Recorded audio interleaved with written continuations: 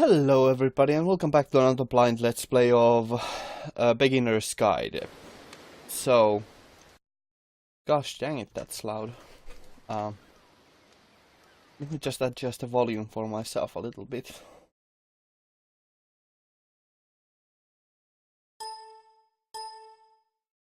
Okay. So, into the notes we go.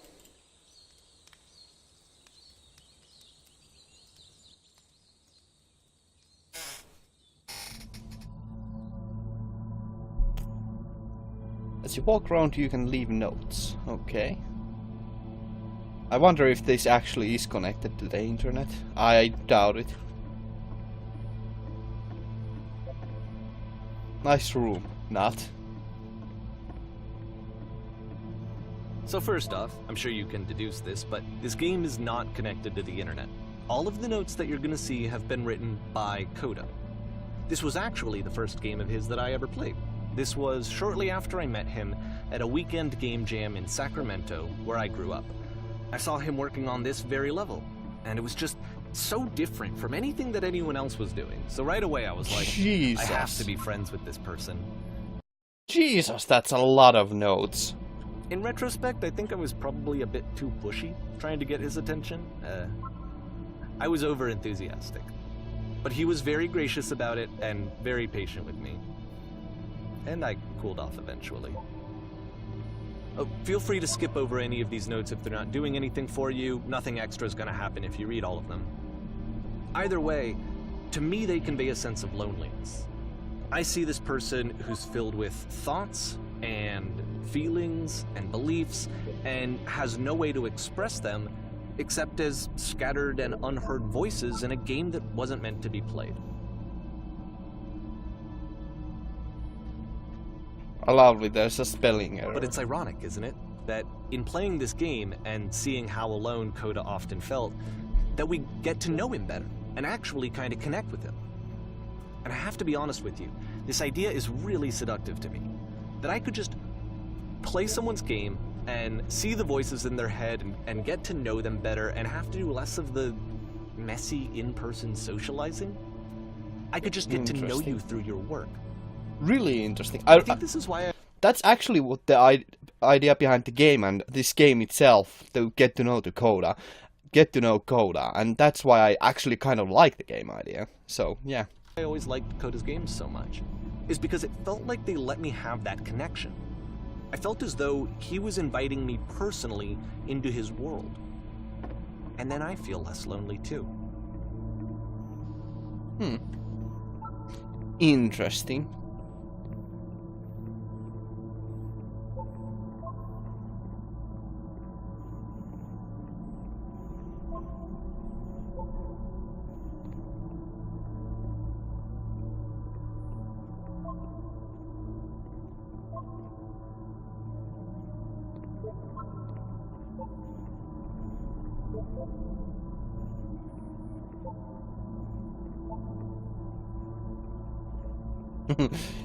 Funny that he left himself a note like that.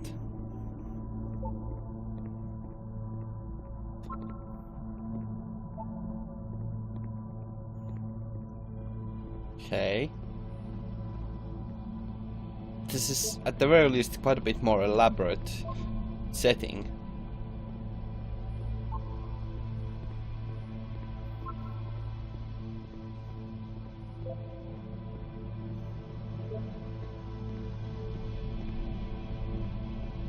Let's just skip over the notes. Even though this must have taken hours to actually make.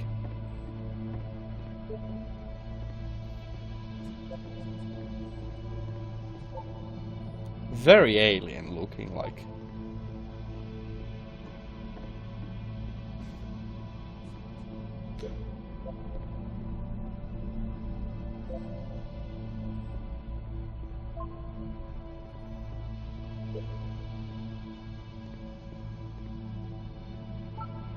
At the end of this level, we're going to see the puzzle again.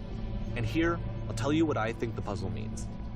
Okay. Each of these games represents an idea that was on Coda's mind at the time that he was making it. And the puzzle is a way of closing the door on a previous chapter of his life before moving on to the next one. In each of his games, after exploring a theme that, he might find difficult, Coda can then place this puzzle that he knows has a reliable solution, he understands exactly how it works, and so it gives him a simple mechanism for moving on. And because there's this dark area between the doors, a space between spaces, before you move on, you get to pause. Just for a moment, a few seconds to reflect on and let go of the events that led you here.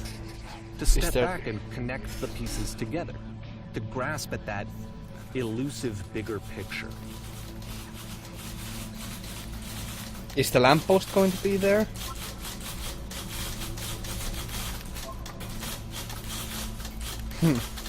Yeah.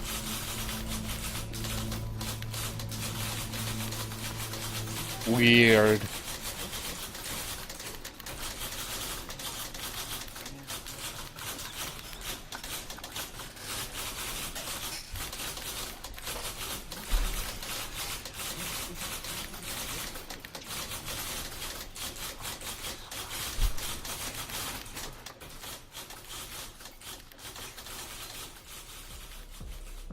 Porn stars die Okay, too. this one is tough. It's gonna kind of just spin its own wheels for a few minutes. Hang with it. Okay.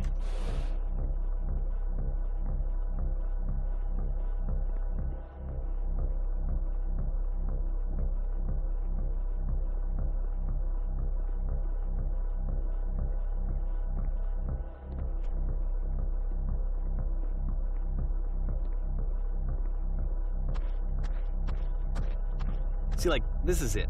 The whole game. And there's nothing that's particularly interesting about it. You just walk to the end of a hallway. Except, for some reason, Coda gets really fixated on this prison that has all of this modern furniture. And I don't know why, but he decides he needs to revisit this prison. He's gonna start over, use the same assets, turn it into something else. Okay, cool. Here's version 2. Oh. Oh? Oh.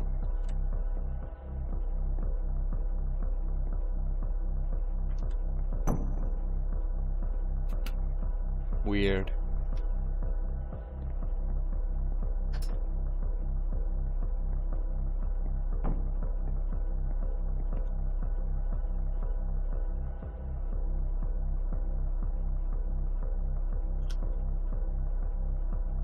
It doesn't really matter what we say, now does it?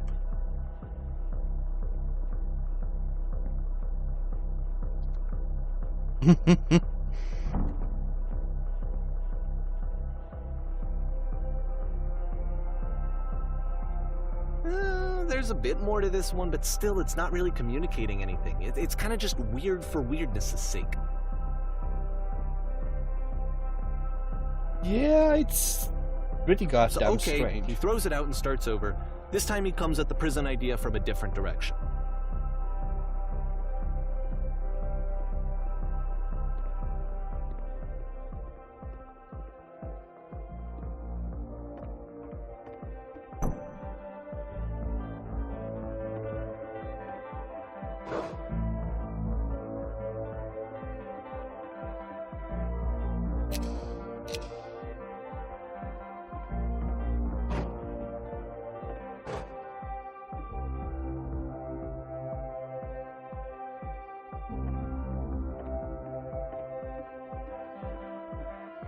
Okay.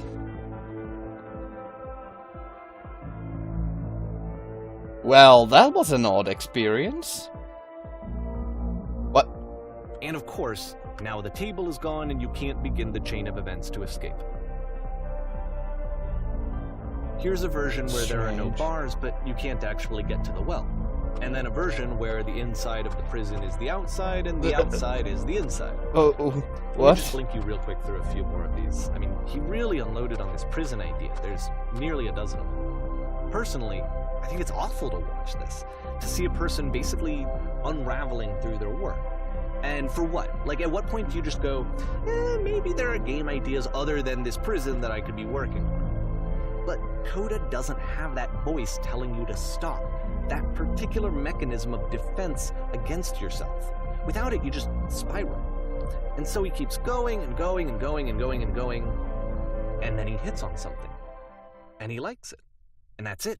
He's done. He stops making prisons. This is the very last version of the prison game that he created.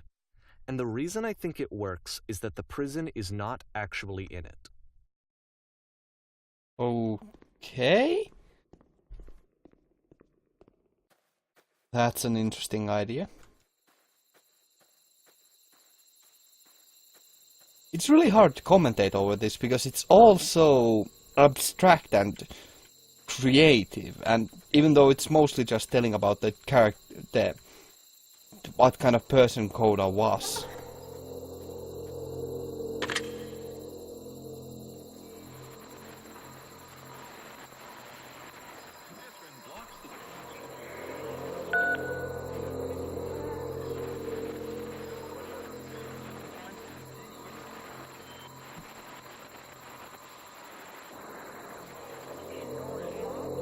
It's a conversation. And so this is what Coda wants, is to be able to talk to someone, to share what's on his mind, and to get some good advice from someone who knows. But the irony is that even in this scenario, you're still talking to yourself. You know, all of these games so far are Coda talking to himself.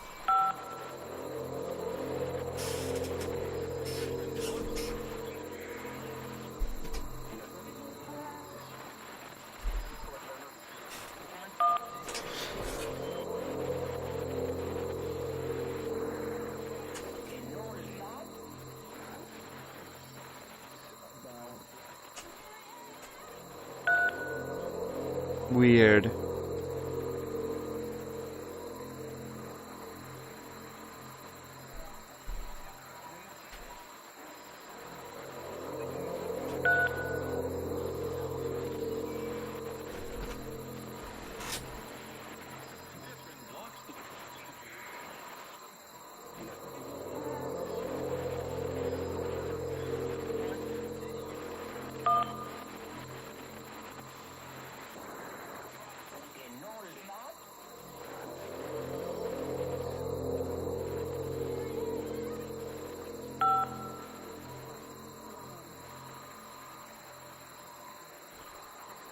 This is very interesting, actually. Like, he felt imprisoned by making chaos? I can see why he considers strange. this a fitting conclusion to the prison games. After all of the obsession and frustration, just to be told by someone you can trust that things are going to be okay. Wouldn't that be nice? That's oddly fitting.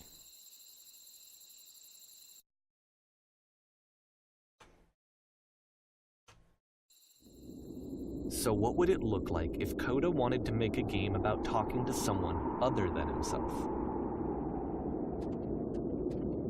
Oh. To me, this environment is meant to represent Coda's puzzle, with the two doors on either side and a dark transitional space between.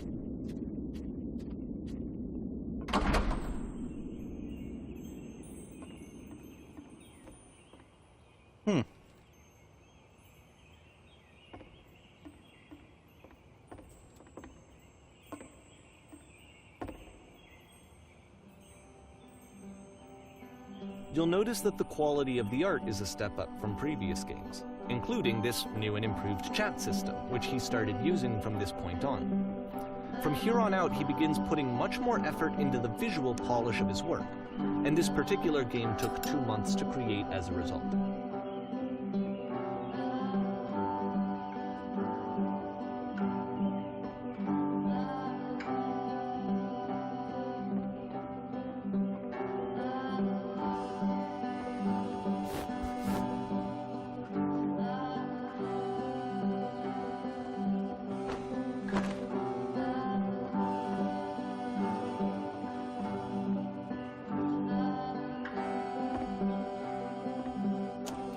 Well.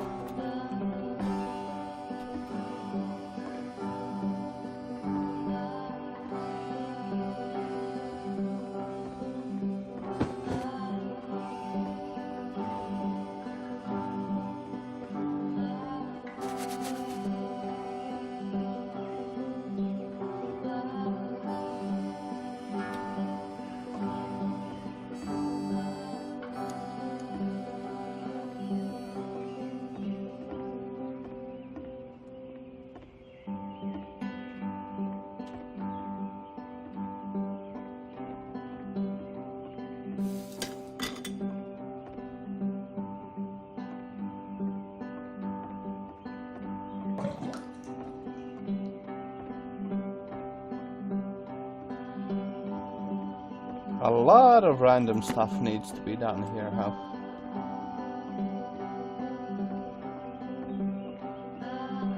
After the intense set of prison games, this house cleaning level almost feels like cleansing. It's the moment after a particularly difficult or traumatic experience where you just need to let it sit and digest inside of you, and eventually cohere into something meaningful.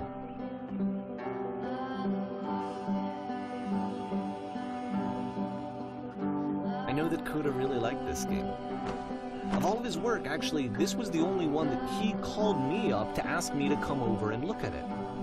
This was during a period of a few months where he was like grossly happy all the time, just walked around with a constant smile on his face.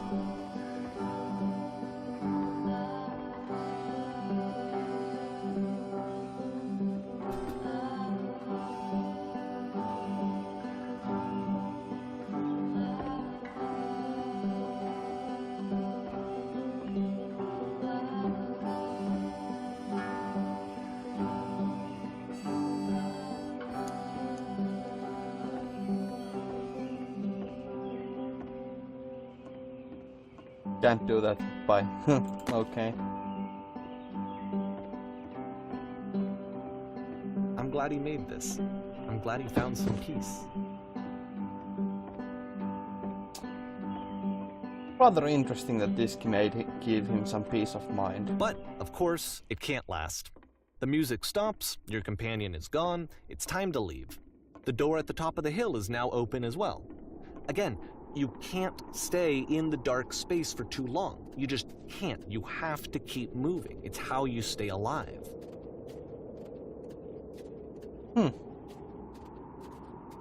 Well, at the very least, that was some actual gameplay for once. Oh, look at that. It's the lamp. Which is the whole point of the puzzle doors, right?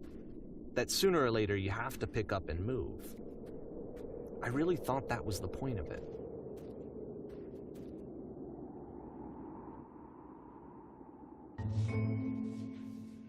This one gets a bit goofy. Okay.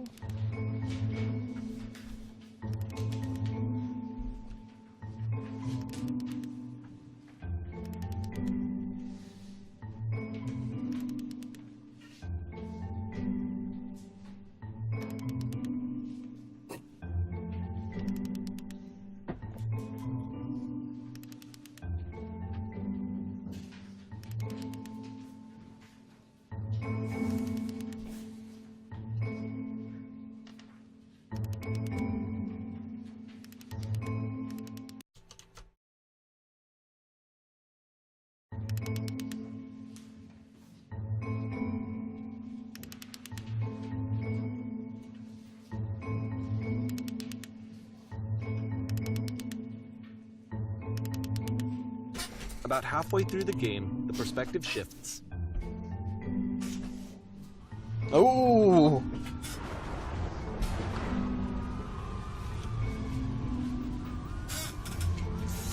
And you play as the teacher. And suddenly, you discover that your teacher is just as bigoted and afraid as you are. Oh, and also you can move around the classroom now.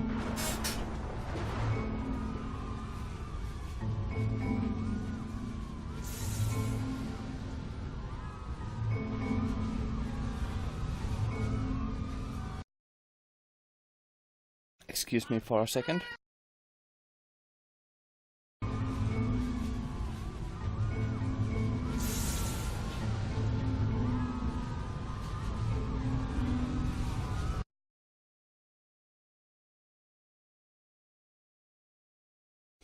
Apologies for that slight interruption.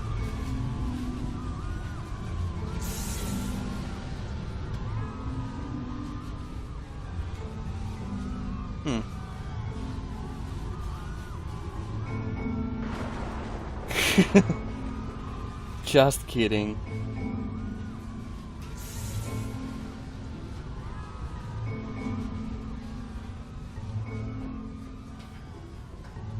I fell pretty hard for this one.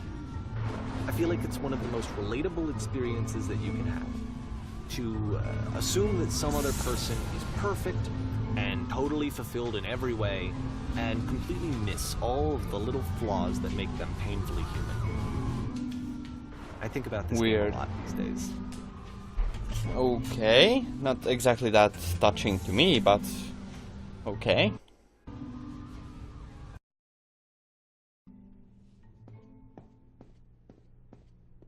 This one took a lot longer than all the others for Coda to make. It was 4 months between this and the last one.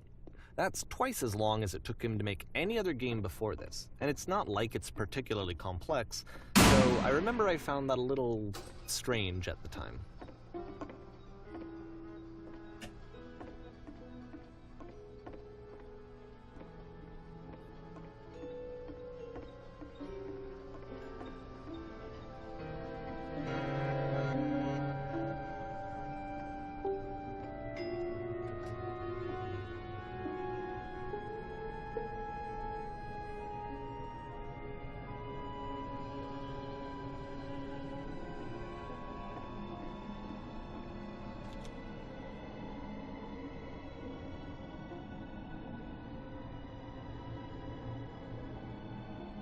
Okay.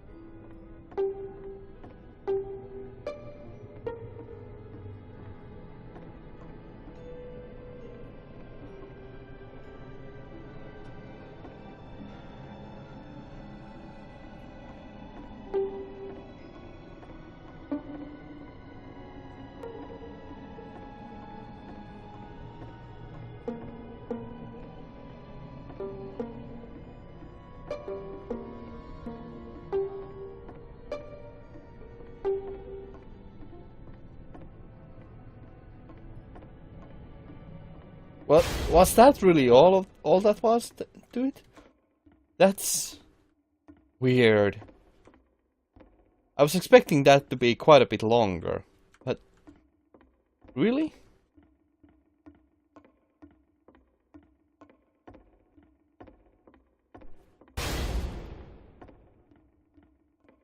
The game ends with this eerie premonition of what's going to happen next in Coda's life. The solution to social anxiety, to fears of having to perform and having to chase success, the answer for Coda is to withdraw, to hide himself away. That's Which is what really leads to eerie. scenarios like the stairs that slowed you down several games ago, where it just becomes harder and harder to access Coda's inner landscape because he keeps retreating. He just keeps backing away from possible connections to anyone other than himself. And to be honest, I didn't consider Eerie. it very healthy when I first played this game.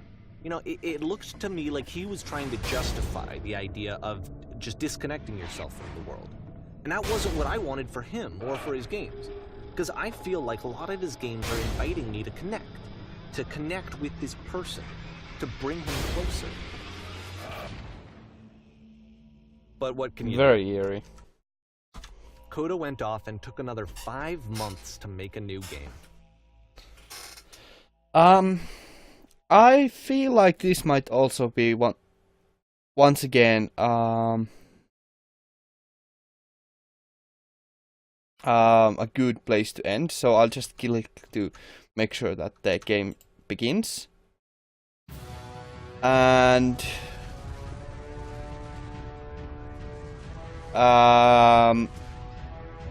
yeah, I'm gonna end it here.